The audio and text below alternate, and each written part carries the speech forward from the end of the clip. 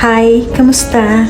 Tara, samahan mo kami ngayong araw. Dito tayo sa Taipei National Revolutionary Martyrs Shrine. Isa ito sa mga historic site dito sa Taipei. Mahilig ka rin ba sa mga historic site? So if yes, you should come and visit this place. Para naman sa ating dagdag kaalaman about this place, ayon nga pala sa research ko kay Manong Google, this shrine built in 1969 and architecturally inspired by the Hall of the Supreme Harmony in Beijing's Forbidden City. And this shrine is dedicated to the 390,000 soldiers killed in the service of their country during the War of Resistance against Japan and the Civil War between the Chinese Republican and Communist forces. At ang pinaka-major attraction dito sa shrine ay ang kanilang hourly ceremony for the changing of the honor guard in the front of the main gate. And the changing guard is start from 9 a.m. until 5 p.m. every hour.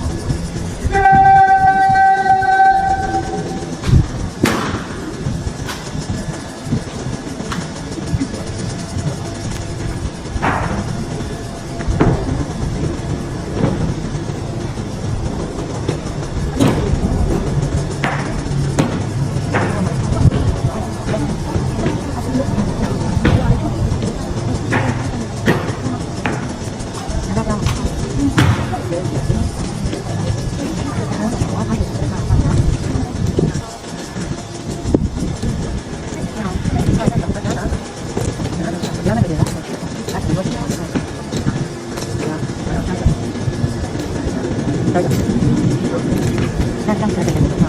you.